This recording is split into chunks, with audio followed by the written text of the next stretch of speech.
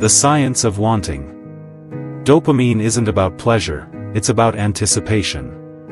When you set a goal, like writing a book or losing 20 pounds, your brain releases dopamine as you imagine the outcome. This surge isn't a reward for success, it's a down payment on effort. It's why you feel a rush when you jot down a to-do list or daydream about your dream home. Dopamine's job is to keep you hungry, moving, and striving. But modern life has hijacked this ancient system. Scrolling social media, snacking on junk food, or binge shopping online triggers quick, cheap dopamine spikes.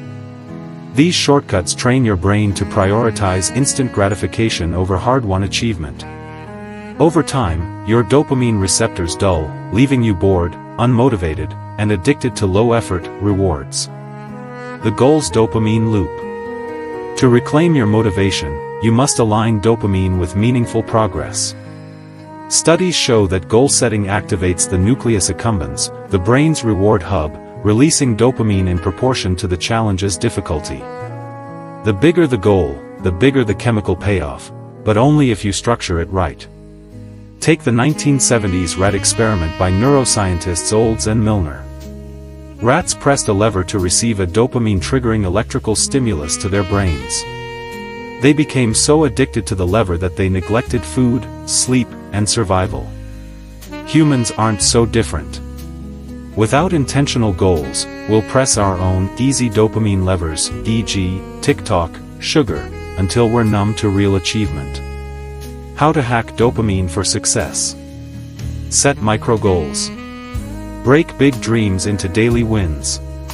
Completing small tasks, e.g., write 500 words, or work out 20 minutes, releases dopamine, creating a momentum loop. Tip: use a checklist. Crossing off items triggers mini rewards. Embrace the grind. Attach dopamine to effort, not just outcomes. Celebrate showing up, not just winning. A runner who savors the burn of each stride trains their brain to find joy in the process. Temptation bundling. Productive habit. Example: only listen to your favorite podcast while jogging, or enjoy a latte while working on your side hustle. Visualize the climb. Dopamine thrives on vivid detail. Spend 5 minutes daily imagining the process of success, the late night studying, the sore muscles from training, not just the trophy. The danger of dopamine burnout. Chasing endless highs without purpose leads to burnout. When dopamine spikes too frequently, e.g., constant emails, notifications, your brain becomes desensitized. The antidote? Dopamine fasting. Periodically disconnect from cheap thrills, social media, sugar, shopping, to reset your receptors.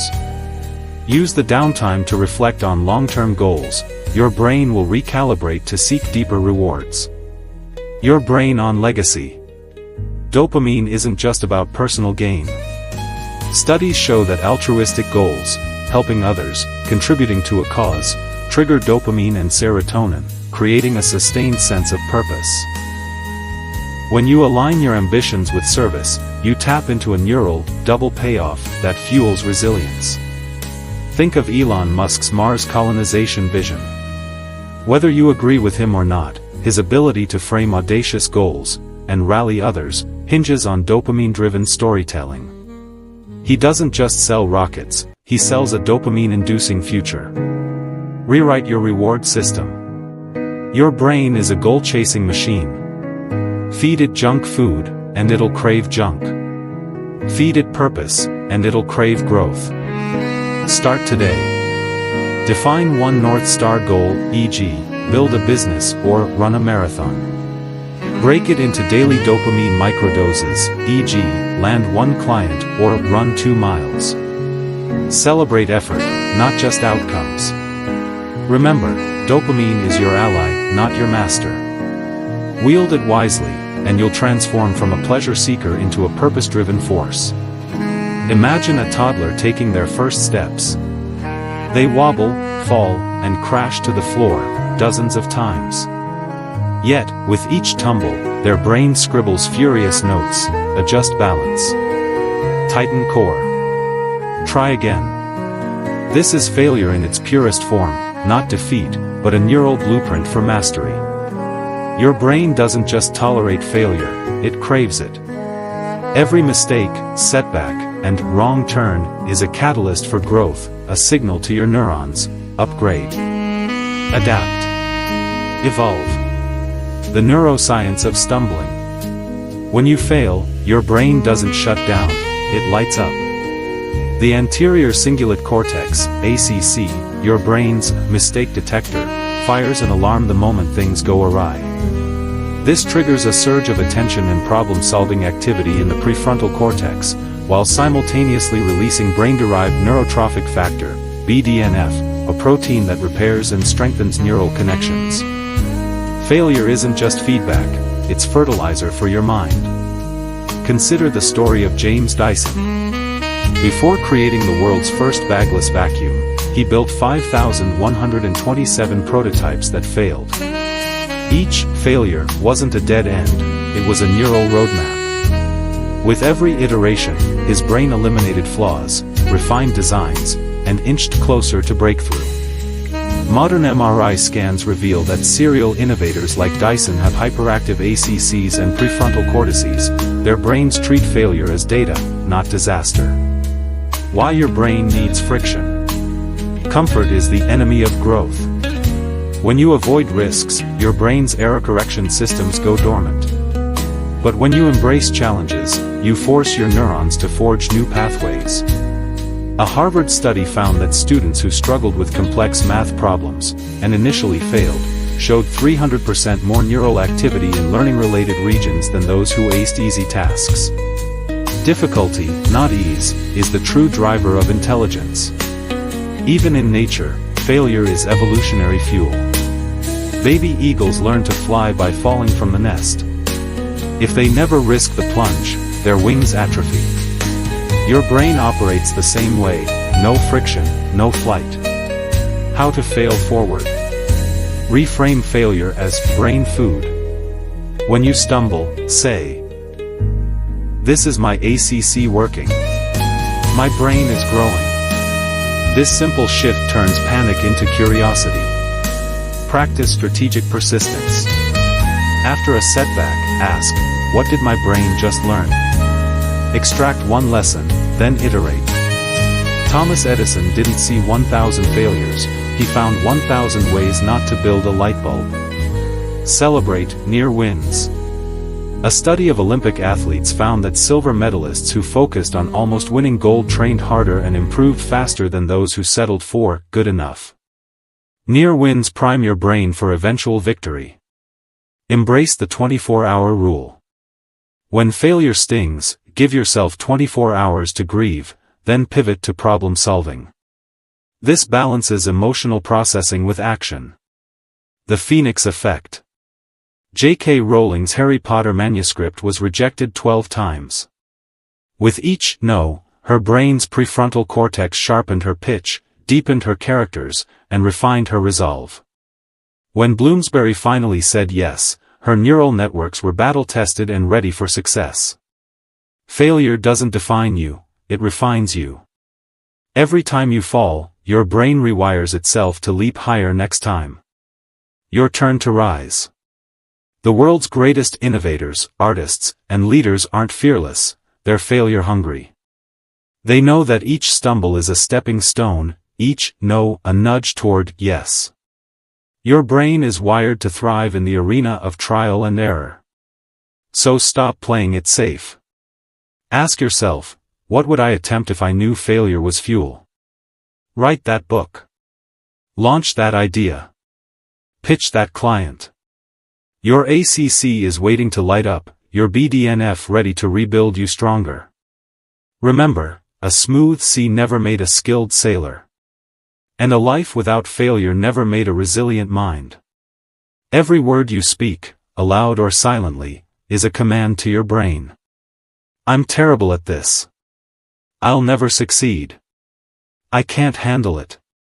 These aren't just phrases, they're neural scripts that wire your mind for defeat. Conversely, I'll figure this out, I'm growing stronger, and I choose courage act as blueprints for resilience. Language isn't just communication, it's programming. Your brain's Broca's area and Wernicke's area, responsible for speech and comprehension, don't just process words, they internalize them, shaping your beliefs, behaviors, and biology. The toxic power of "I can't." When you say, "I can't," your brain doesn't debate it. It obeys. The amygdala, your fear center, interprets these words as threats, triggering a stress response that floods your body with cortisol. Meanwhile, the prefrontal cortex, your problem-solving hub, goes offline, leaving you stuck in a loop of helplessness. A Stanford study found that students who used phrases like, "I'm not a math person," performed 20% worse on tests than peers who reframed struggles as temporary. "I haven't mastered this yet."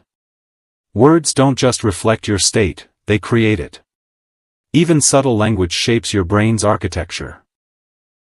Researchers at the University of California found that participants who described challenges as exciting instead of stressful showed heightened activity in the prefrontal cortex, improving focus and performance under pressure. Your brain mirrors the stories you tell it. The alchemy of affirmations. Positive self-talk isn't naive optimism, it's cognitive restructuring. When you repeat empowering phrases like, "I am capable," or "I adapt and overcome," you activate the default mode network, DMN, a brain system linked to self-perception and future planning. Over time, these affirmations thicken the prefrontal cortex, boosting emotional regulation and decision-making. Take Muhammad Ali, who famously declared, "I am the greatest," long before he became a legend. His brain didn't see this as a lie, it treated it as a directive. By aligning his language with his aspirations, he wired his mind to act in accordance with his self-image. Rewiring your self-talk, a 3-step protocol. Audit your language. For 24 hours, track every negative phrase you say or think. "I'm so bad at this, this is impossible." Write them down. Awareness is the first step to change. Flip the script. Transform disempowering statements into neural fuel. "I can't, I'll learn how." "I'm overwhelmed, I'm prioritizing." "I'm afraid, I'm courageous enough to try." Anchor in evidence. Pair affirmations with proof. Instead of vague mantras, "I'm awesome," use grounded statements. "I prepared thoroughly, I'm ready." "I've overcome harder things, I'll adapt." The silent saboteur, internal monologues. Negative self-talk often lurks in whispers, "You don't belong here." "They'll find out you're a fraud."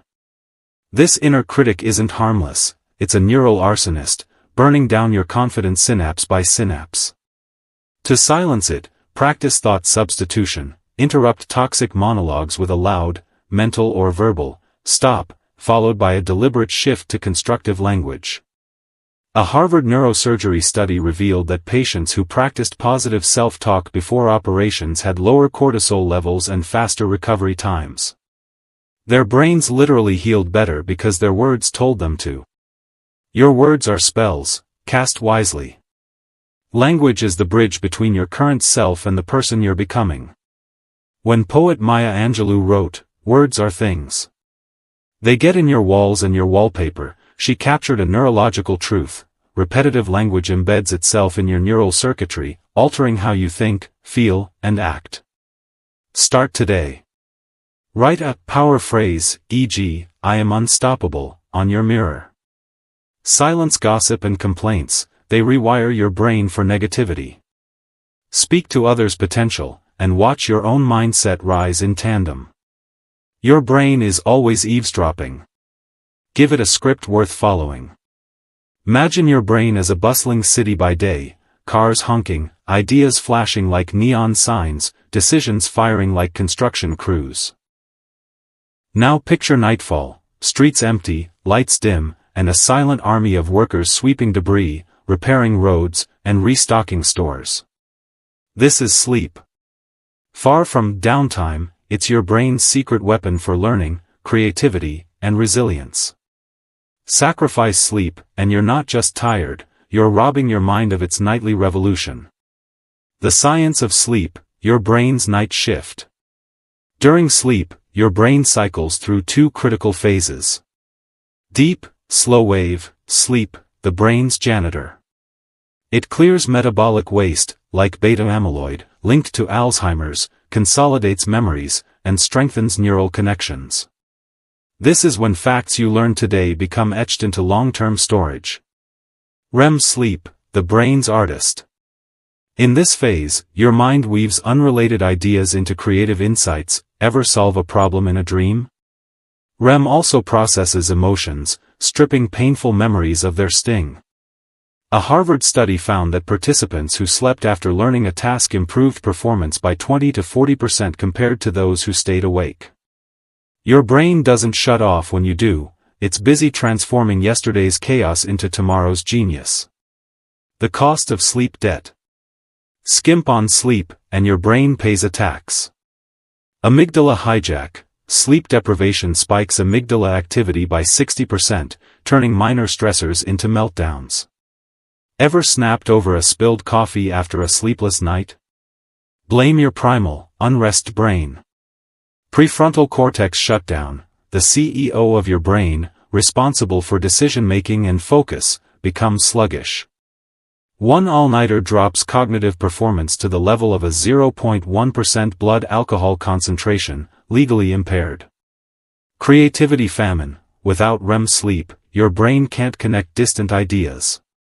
Thomas Edison napped with steel balls in his hands. When they dropped, he'd wake mid-dream, scribble ideas, and patent them.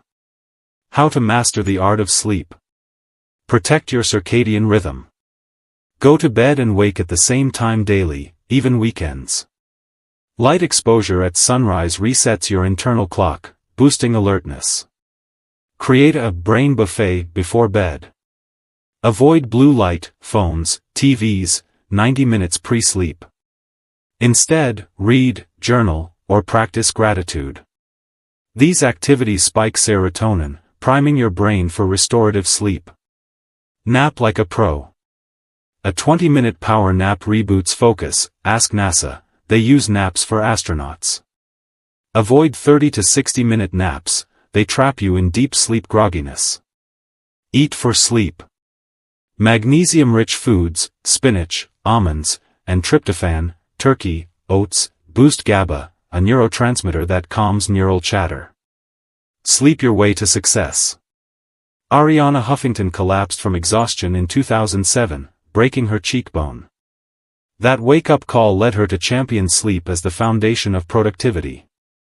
Post-pivot, she built Thrive Global, proving rest isn't laziness, it's leverage.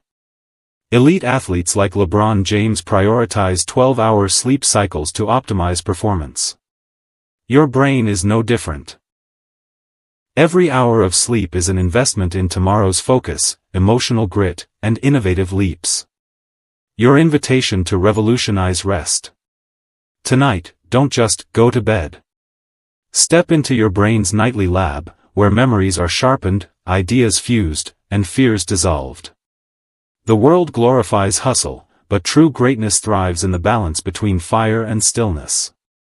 Ask yourself, what could I achieve with a brain fully restored? Better focus? Calmer mind? Bolder ideas? The answer lies in the dark, quiet hours you gift yourself. Creativity isn't a mystical gift reserved for artists and poets, it's your brain's birthright. Nestled within your neural circuitry lies an untapped universe of ideas, waiting to be ignited. The myth that creativity is fixed at birth is dead.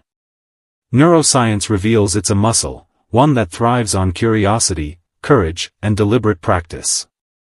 Whether you're solving equations, writing code, or painting landscapes, your brain's creative potential is boundless. Let's crack open the vault. The right hemisphere myth, and truth. For decades, pop science claimed creativity lives solely in the brain's right hemisphere. The reality? Creativity is a whole-brain collaboration. The right hemisphere excels at divergent thinking, connecting unrelated ideas, e.g., what if cars could fly? The left hemisphere then steps in, applying logic to refine those ideas into actionable plans, e.g., aerodynamics, engineering. But the true star is the default mode network, DMN, a web of regions that lights up when your mind wanders, daydreams, or innovates. When Einstein imagined riding a light beam, his DMN was firing on all cylinders. The creative spark, how your brain innovates. Creativity blooms at the intersection of knowledge and play. When you learn a skill, e.g., coding, gardening, your brain stores it as a mental module. Creativity happens when the DMN randomly collides these modules, forging new links. Think of it as a neural improv session, your brain shouting, "What if we mixed this with that?" A Stanford study tracked engineers and artists as they brainstormed. The most groundbreaking ideas emerged not during focused work, but in moments of rest, showering, or walking, when the DMN was free to roam. Your brain's aha moments aren't accidents, they're the DMN connecting dots you didn't know existed. How to hack your brain's creative factory. Embrace boredom. Let your mind wander. Boredom activates the DMN, triggering creative insights. Next time you're stuck, ditch the screen and stare at a wall. Your brain will thank you. Cross-train your mind. Dabble in unrelated skills. A chef who studies architecture might design a revolutionary plate. A programmer who paints might code a more intuitive UI. Diversity fuels neural collisions. Practice, yes, and thinking. Adopt the improv mindset, build on ideas, don't shoot them down. When your inner critic says, "This is stupid," reply, "Yes, and what if it's genius?" Sleep on it. Recall Chapter 9? REM sleep stitches fragmented ideas into breakthroughs. Salvador Dali napped with a key in hand. As he drifted off, the key would drop, waking him to capture surreal dream images. Break through creative blocks.